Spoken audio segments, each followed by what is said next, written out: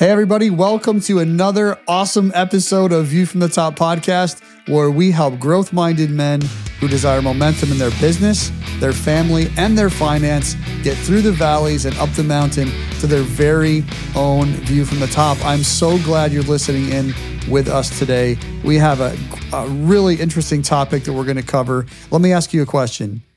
Do you have idols in your life? I asked myself that question and I'm like, I don't think so. And then we started prepping for this podcast and I was like, I think some of the idols we're going to cover today may surprise you and you may not even know it. So listen in as we break it down together. My name is Wally and I've got Big A in the studio ready to bring the heat. Come on, Wally. Bring the heat, man. I'm fired up. I'm ready to go. I don't know about this topic, though, because this is really touching a nerve for me personally.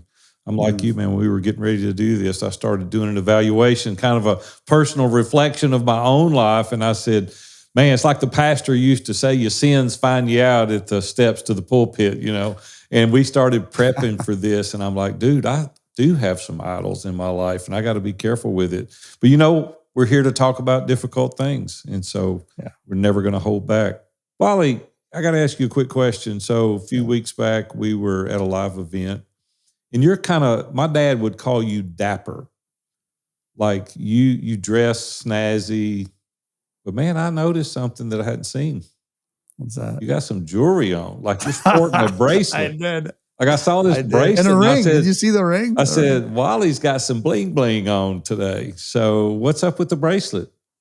Yeah, so interesting. So I have a bracelet and I have a ring. And so when I sold my business, we went, one of the things we did to celebrate that, Sonia and I, and to get a break as well, we went on a nice cruise. And we went to St. Thomas, and when you go to St. Thomas, you got to buy jewelry. It's just like I how know. it goes. I've been there numbers of times. I know. Yeah, I you know. know. And so Sonia's getting, some nice jewelry, and I'm like, I've always wanted a ring to wear aside from my wedding ring, but on my right hand. And I'm like, so I looked for one. I found one. It wasn't terribly expensive or anything, but it represented, it looked good on my hand. And I'm very intentional about this stuff. So like it was two-tone, white and yellow. So it wasn't like a super bright yellow. So it kind of balanced. Well, that was a few years ago. Well, this last spring, we went on another cruise and we went to St. Thomas and Sonia, we were just killing some time walking through the shops there. And I'm like, I've always wanted a bracelet. I had a bracelet when I was like younger. And I just haven't been able to pull the trigger and get a bracelet because it's so obvious. Like a ring you can put on. And I noticed the bracelet. I don't think I noticed the ring, but I noticed and it wasn't like gaudy or terrible, but it's there. Yeah. And so you see it. Yeah. And so I'm like, you know what? I'm going to be okay with, I think, wearing this stuff. It feels good. I hope it's not flashy. That is not the intent. But at the end of the day, like, why do I wear it? That's a good question. Yeah. What's up with that? Is it like, why? I just think it makes me feel good. Okay. There's nothing wrong with that. I don't know. I don't. I was in the pawn shop business, for 27 years. And Wally, before you met me, I had hair, right? First of all, I used to have the Barry Gibbs bangs, brush them back on both sides. And nice. Yeah. Charlie Haygood, a good friend of mine, calls me Mr. T. He said Big A had the Mr. T starter set. A lot of you don't even know who funny. Mr. T is, but I had the big wide gold chain, the herringbone chain. No way. Probably 12 millimeters, big wide. Wow. Yeah. That's big. Yeah, then I'm just going to go ahead and tell you the whole lowdown, and you'll be laughing your hind end off. We won't even be able to finish the interview. So I had a Rolex Presidential with a blue dial with a diamond bezel. And then I had a nugget bracelet, 16. Nugget bracelet, 16, that's going back. 16 millimeters wide, 4 carats of diamonds that were flat set across the top. And here's the one that's going to get you. I saved the best for last. I had a Medusa ring. What? Medusa. Like with the heads and all that? Medusa. What? I had a Medusa ring. Did you wear it? I wore it all the time. I was in my 20s, and I had an Eldorado Cadillac, a gray Eldorado Cadillac with a red leather interior. Charlie Haygood said all I needed was a mink coat, and I would have been set. That's not good. That's not I'm good. dead serious. I'm dead serious. And I look back. You know what I wear now? I wear a wedding band. I got a wedding band. So why don't you wear anything anymore? I don't wear Was anything. it just a I think I season or got what? exhausted wearing that stuff because I sold jewelry for 27 years. You know, you had to wear some jewelry if you're going to sell jewelry. And of course, I was in the pawn shop business for 27 years, and I was around jewelry all the time. And it just wore me out. I was like, I'm done. When I retired from that business, I sold it all. And, you know, I don't even wear a watch anymore. Robin, on one of those cruises, you know what? When I get off the cruise ship this year, I'm going in December. When I get off the cruise ship, they're going to go, Big A, where's Wally? That's what they're going to say when I get off the cruise ship this year. But I think I know why. I think I know why you don't wear jewelry anymore. Because you wore that much jewelry, it added that much weight. So every time you stepped on the scale, I guess maybe, yeah. You're like, you need to get rid of it so you feel better. Get rid of the weight. Get rid of the weight. I don't know, man. Hey, I'm pretty excited to talk about different idols in our life today because, quite honestly, I think I was idolizing some of those things even in my early career. I think there was a sense of pride and ego that was an idol for me. And I think some of it brought attention to myself. And I don't think I know. I'm trying to get away from that a little bit. And people were always asking about it, always commenting on it and saying things like that. And that's some of the things that we're going to talk about today is what are the things in your life that maybe you should do some personal reflection and think about. You know, it's not always just things tangible, but, you know, it can be other things. But, let the folks know where this even came from, why we're even talking about so this. we had a question from a guy in our community. His name is Tab of Blankenship. And he asked this question specifically. We're going to cover this and taking it a couple different directions as well. But his question was, or his statement was, when you're not at work or working and you're by yourself, what do you think about most? And is whatever you think about most at those times, are they idols in your life? Is that true for you or not true for you? What do you think, Wally? Well, let's start with you. Do you agree with Tab's question, or do you think that the things we think about most could be our idols? Well, I have to go back to definitions, honestly, right? Like what is an idol? So is what I think, does it replace my worship of God? That's without looking it up, that's kind of what I would. Well, there's three different, I did look it up. There's three different contexts related to that. One is the religious context. You know, can be like an image or representation of a God used kind of as an object of worship. So that's the first thing I think that people think about when they think about having an idol, right? And we're not going to get into specific idols today religiously, but that's what that is. The other one is the general context. It's like a person or a thing that is greatly admired or loved or even revered. And I think that's more in line with what we're talking about here today, not some statue or not some, some figure. And then there's kind of a metaphorical context, something that is the object of an extreme devotion or dedication.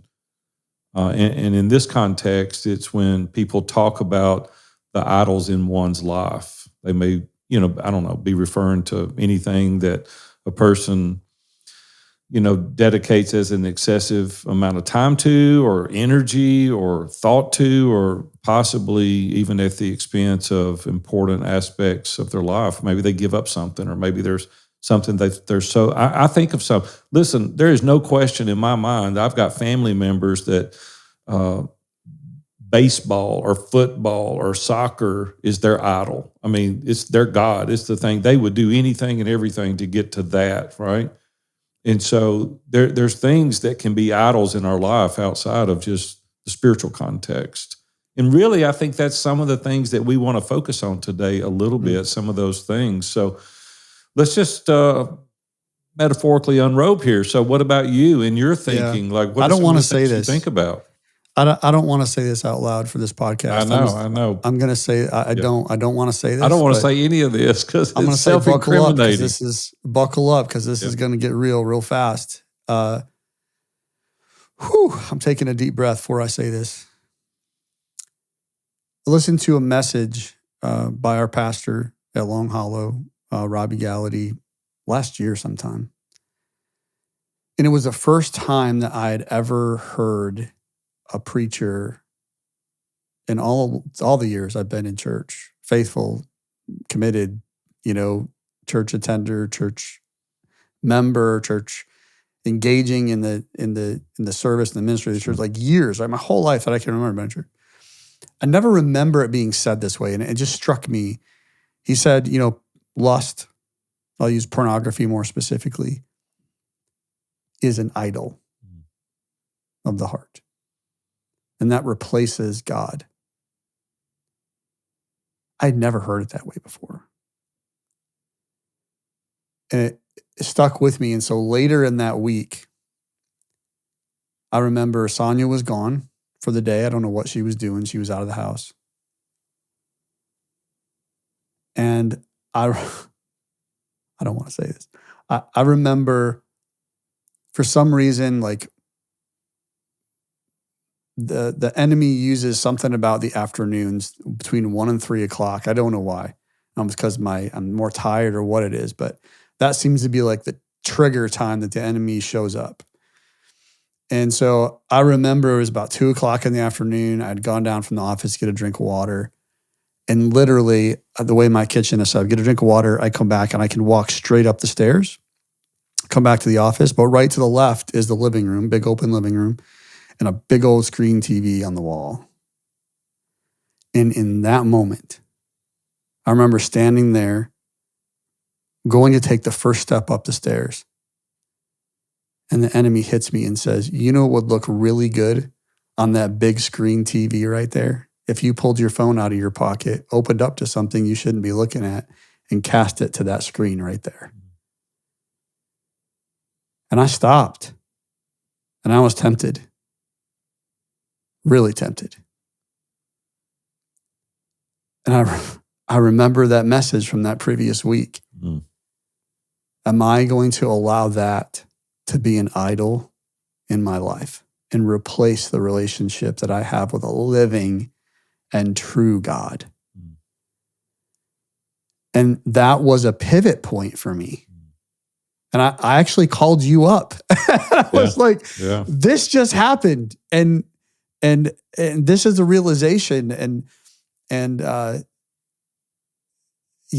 was a pivot point for me in how I look at lust. Mm. Which, to Tab's question, is what do I think about when I'm not when you're alone in the privacy of my own mind? Right. Just don't miss something important you just said, though, and I think everyone needs to hear this. Let's don't miss it. You said, I called you. You called me. I did. And it's for accountability. Mm-hmm. And see, we need people in our lives that we can go to that are non-judgmental, that are not condemning, people that walk us through difficult situations, that challenge us, that call us out, call us up, people that we can lean into, people that love us, that care about us. And you got to think for yourself, who is that person for you? If you're listening to this episode right now, and that were be confronted with you, you had this opportunity to do something that you knew in your spirit was wrong. Who is your person, your default that you would call? I've got those people as well. And without that, I probably would have gotten myself in far more trouble than I've been in. We need people around us that can talk us off the ledge. We need people that can say, hey, let's think through this. We're all weak, right? We have this inclination to want to, give our flesh something that's satisfying, that we think is satisfying, and we need people around us. So I just didn't want the audience to miss that you've got people in your life that can help walk you through situations like that. I don't want to miss this point about my call to you. And this, there's a couple other guys, 2 other guys that I have that are good friends that serve as accountability partners. Right. And so what I want to miss though, there's other times I've done this and for different temptations and different parts of Sure. life as Not well, just right? that, Because it's not just one Be thing. It's anything. not that, we tend to lean into that one a lot Sure. and forget about the other stuff. But that one specific instance, I want to highlight this. I didn't actually call you while I was struggling with making the decision, which is often when I've called guys in the past. Sure. Man, I'm struggling with this, or, if it's that specific thing, it's like, especially if no one's home, like I got to walk outside, got to go for a walk. There was a guy walking the neighborhood the other day in the afternoon. I couldn't help but think, is he exercising or is he getting away from temptation? That's right. He is. He had some temptation. He's taking the dog for a walk. Yeah, it was funny. But so there's moments where that's important. But the fact that what you did when I called you was you didn't condemn me for how I was, for the enemy and the temptation, the way I was, the thoughts that had gone through my head. You didn't do that. You affirmed the decision that I had made because it was truth. It's good. And if we did that more with each other, with those idols in our life, if we had someone alongside of us that affirmed the good decisions that we made, that is way more exciting to think about, and it's more motivating to think about, and more inspiring to think about, than to always just be like, oh, I'm a failure. Oh, I'm shut the cut down. Oh, I'm calling you again because I'm no. No, that's not what community, it's not what relationship is all about. True relationship.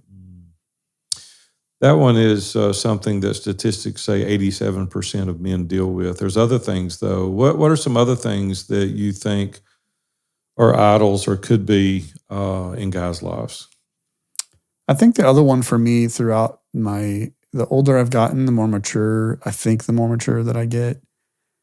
I think the one that is I've removed a lot from my life is the idol of busy, the idol of work being busy. Even though I'm not working, I'm constantly thinking about and robbing time from God, in terms of that could be an idol where I'm robbing away from him the time I need to spend with him, or robbing the time I need to spend with my wife, or robbing away from right? It replaces something in our lives that God has intended to be a certain way, and we use it as something that pulls away from that. So definitely when I was younger, the older I get, I recognize that a lot more. I'm able to address that.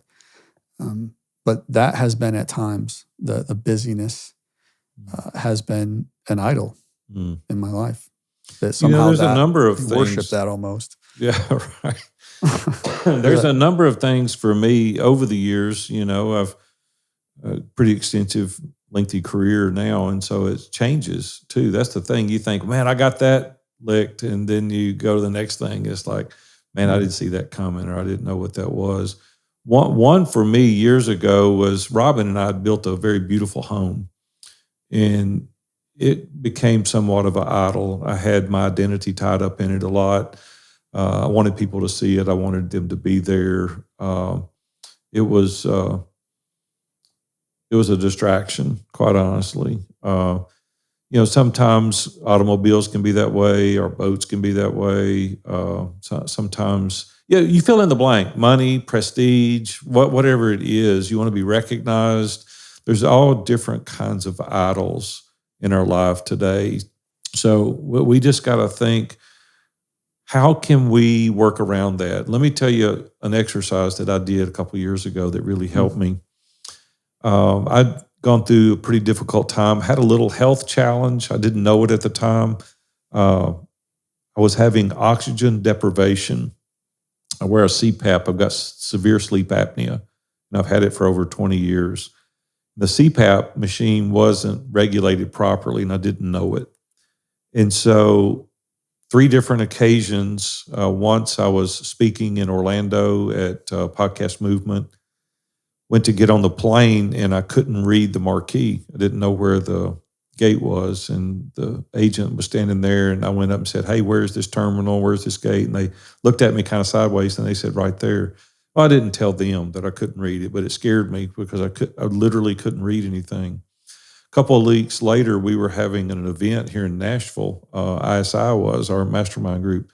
And we were on 4th Avenue in Nashville having dinner. And I'd parked at the Titans Stadium. And I came out of the restaurant. And for a moment, I didn't know where I was at. And I picked up my phone and I hit speed dial. Robin's on my speed dial. And I hit speed dial. And I called Robin and I said, Robin, where am I at? And she goes, what are you talking about? I said, like I don't know where I'm at. She goes, like, you don't know what restaurant you're at? Or I said, no, I don't know what city I'm in. And she said, you're scaring me. I said, yeah, I can imagine, man. said, because you don't drink. Like I don't drink. I don't drink. Like you come out of the restaurant and you had consumed any alcohol. That's no, I don't drink. I've never drank. Yeah. But anyway, and she goes, like, what is the matter? And I said, I don't know, but I don't know where I'm at. And she said, you're in Nashville and you're on 4th Avenue. And I'm like, okay. So then I had to figure out where my car was. So it took about 10 minutes, maybe or so. But then once I realized where I'd parked, I didn't know how to get there. Now, I'm a native of Nashville. I've been here 63 years, right? I used to own businesses on Broadway, right where I was at. Like, I know my way around Nashville. And so that really scared me. And about a week later, I was at Home Depot, and I came out of Home Depot, and I didn't know where my car was. I couldn't find my car. And so I said, I've got to go. I got to go get help. So I came to Wally, and I said, listen, I need some time off. And so he said, yeah, what are you thinking? I said, I'm going to take 2 months off. And he said, okay, let's get it on the calendar and plan it. And I said, well, it's in 2 weeks. What, like in 2 weeks, in 2 weeks, I won't be here for 2 months. And he goes, like this year you're talking about? I said, yeah, like in 2 weeks, I won't be here. And so I don't know how well that sat with him at the time, but anyway, I needed some time off. And so I went and hired a neurologist and here locally, Dr. Valentino. She's an amazing neurologist. And they did a sleep study, and they found out that my oxygen was going down to 82% at night. And she said, you've got oxygen deprivation, and that'll mess anybody up. Got it regulated, and I was fine. Well, I wasn't just fine after that. I was obviously a lot better. But we had been going so hard for so long that I had really let my normal daily routines slide. And I get up early, I pray, I meditate, I read scripture, I listen to praise and worship music. I'll go out and get in the hot tub. I'll kind of get my day started, kind of slow. And I had gone against that because we were trying to do some things in the business. And personally, I had some things I was going through. And so I really hit the wall. And I had to do something radical. And so I literally unplugged, like, from everything. My assistant, Romley, does an amazing job. She handled my email. I unplugged my phone, like Kevin and Brooke took the business, and I went dark for 2 months. And that was one of the best things I've ever done because it allowed me a sense of quietness. I interviewed John Eldridge a couple of years ago, and he said our souls are not designed to take in the amount of media, the amount of posts, the amount of information. It's overload, and our souls cannot receive that level of information. And that's exactly what I'd done. I'd overloaded the circuit board, right, completely. And so when I got alone and I got quiet and I didn't have the phone, Wally, I could even feel the phone buzzing in my pocket, and there was no phone in my pocket. Like, I was shaking physically. Physically, I looked down at my hands the first 2 weeks and I was shaking because I picked up my phone 1,050 times the week before. I looked at the screen before I cut it off. 1,050 times I picked it up. And so here's the reason I'm telling you the story. The reason I'm telling you the story is that we're distracted oftentimes by things in our life that are unintentional. We don't even mean for some of these things to be the distraction that they are.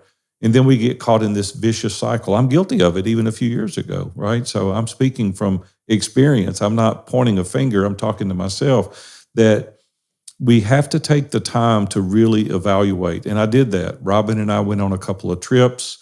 I went down to Key West and spent a few days with a buddy of mine. I went down to West Palm Beach and stayed on a boat for 3 days by myself. Robin and I went on a cruise down through Cabo San Lucas and down through Mexico and just got away and just unplugged and just thought and prayed and got quiet so that I could hear again. And I think, Wally, you'll attest, 2 months later, I came back a different person. For sure. There was things in my life that I had really discarded. There was things in my life that I said, no longer am I going to participate or do these things. I'm going to build the guardrails better. I'm going to prioritize the priorities in my life. And I want you to think about this for a second, those that are listening to me today.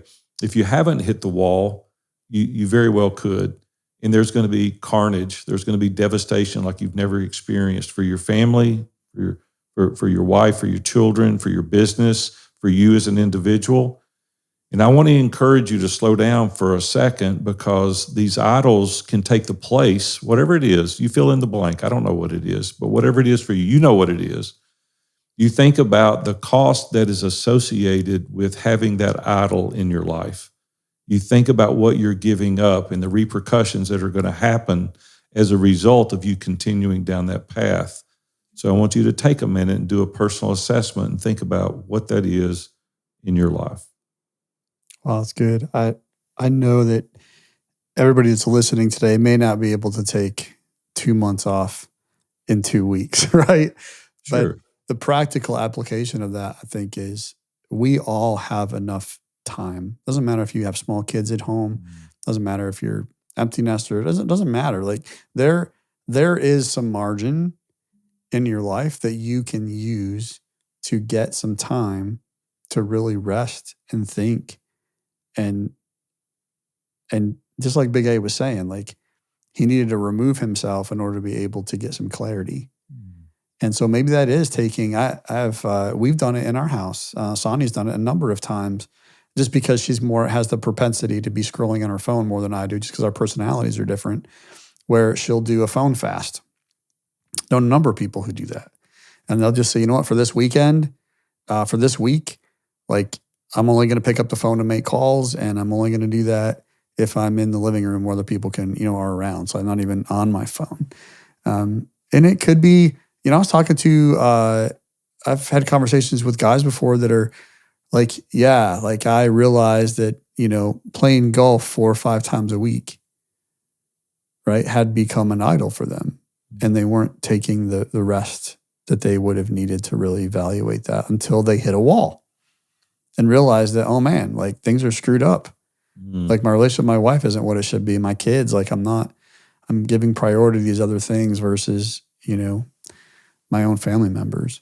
And Wally, we don't want to beat people up for things either. And I want you to hear us loud and clear today that some of the recurring thoughts that you're having in your downtime can be misleading or misinterpreted. We don't want to neuter you in any way in regards to things that you're interested in, things that you're passionate about. Don't hear us wrong today, because you really got to explore this yourself. You really got to think through what it is that you're doing, the purpose, the meaning behind it. Man, I love to fish and hunt and play golf and pickleball. I love to do all those things, but anything done in excess at the expense of your family could be construed as an idol. That's all we're saying. We're not saying that you need to quit doing what you're doing.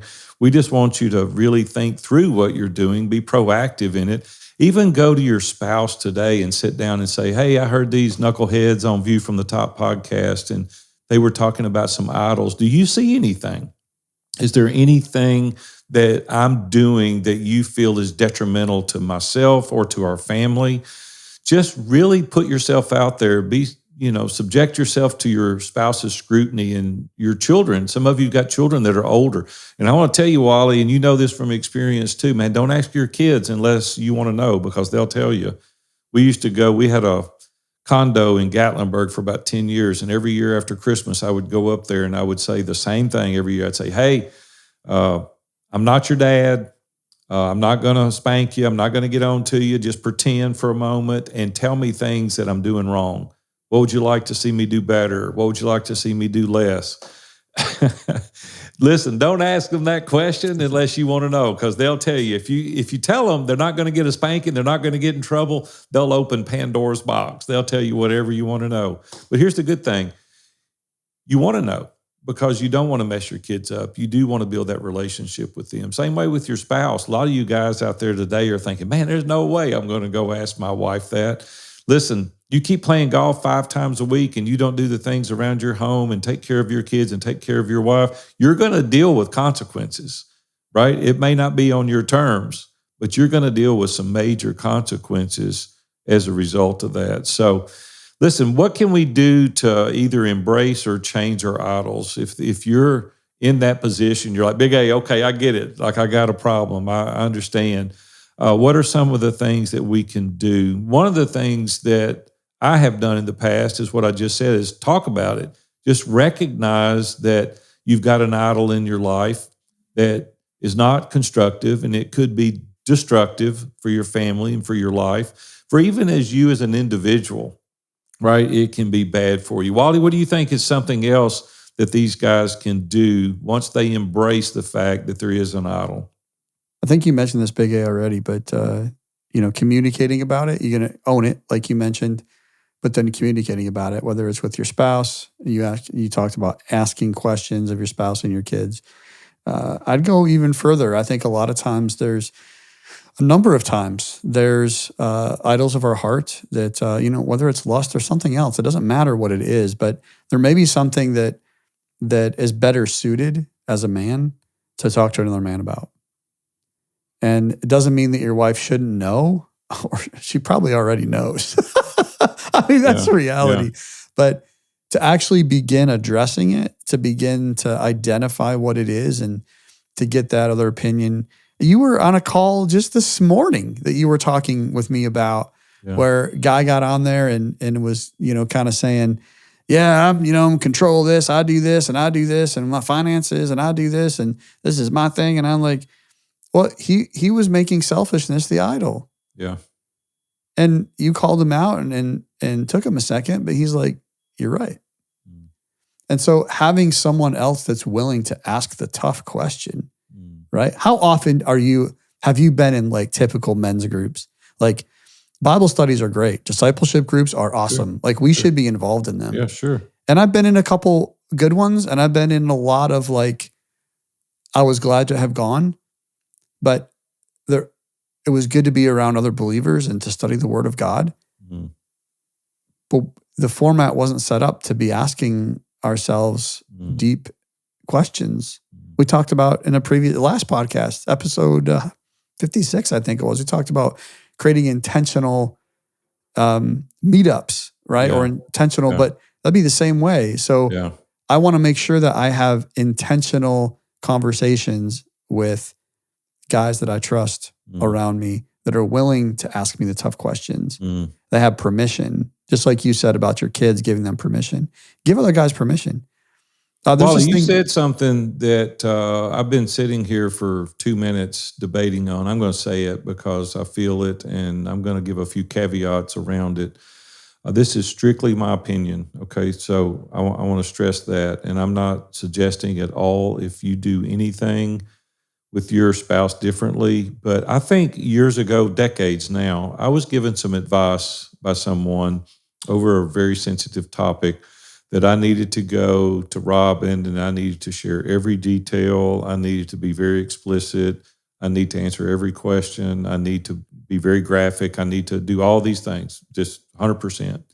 And it was horrible advice. I agree with that. And the reason it was horrible advice is because I salved my own conscience, but I threw up in Robin's front yard and she can't process that. Mm-hmm. And so I've regretted that. I've regretted that advice that I was given. Now, in no way am I giving you permission not to share things with your spouse. I'm not doing that at all. But I think you've got to be very discerning.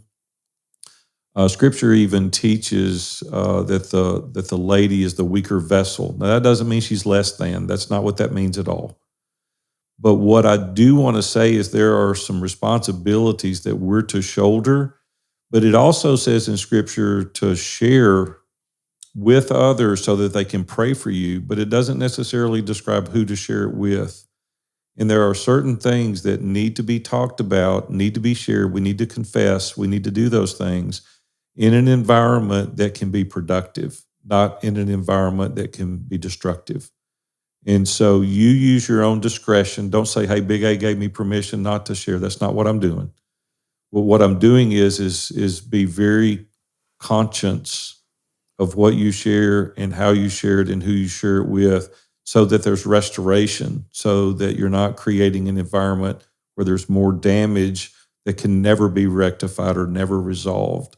And so I think there needs to be a lot of discretion around difficult topics with people that you trust, people that are grounded, people that can give solid advice and talk through that before you just go ready, fire, aim.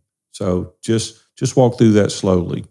I like what you said about focusing on like the relationships and speaking about these things in terms of in an environment that's productive, Right. not destructive, or constructive, not destructive. Right. That's really important. I love that. It's really good. Wally, as we finish up today, I just want to say, man, that we all struggle. You struggle, you continue to struggle. I struggle, I continue to struggle. It's just different struggles, right? There's always a struggle throughout our life. Here I am now, 44 and a half years actually in business for myself. It's just a different struggle. There's just things that we're challenged with. We always need people around us to help us work through that. This individual you were referring to earlier, very astute businessman, very successful. There's a new challenge. He's never been confronted with this before, and he needs people around him to help him deconstruct it and then help him reorganize and help him reorient his focus.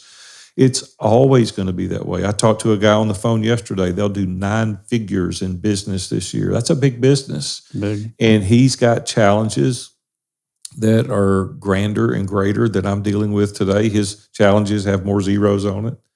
But it's still challenges, and he's still a man, and he's still dealing with these situations. Even to his own admission, he's got idols in his life that he's trying to eradicate so that he can live a life that's full, that's rich, that's meaningful.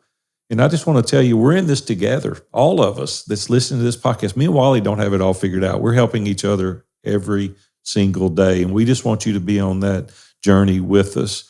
We just want to tell you to kind of reiterate the importance of the self-awareness and the introspection and understanding yourself better. That's what we want you to do. Just think about who you are as an individual. We want to encourage you to take some time to reflect on your own thoughts, maybe in an environment of solitude. As Wally said, you can't maybe take off 2 months. Maybe you can take off a weekend, maybe a long weekend that you can kind of get away and get quiet and really be honest with yourself of what truly holds value in your life. And the reason that we want you to do this is so that you too can have a view from the top. Hey, thanks so much for listening to this podcast on idols. I know there's some interesting topics around that. Some of the topics we even talked about, maybe a little close to your heart. So what I would encourage you to do is we have some follow-up questions that we've posed, and we've done that on the private Facebook group page for the View from the Top podcast. You can get there by going to viewfromthetop.com/group. So once you do that, just go out there, viewfromthetop.com/group. You'll be actually redirected over to the private Facebook group page. You can join there and join in the conversation about the struggles and challenges and the victories that you're having around the idea and the challenges sometimes of having those idols in our life. We'd love to have you join the conversation. We hope to see you there, but we will see you and talk with you next week.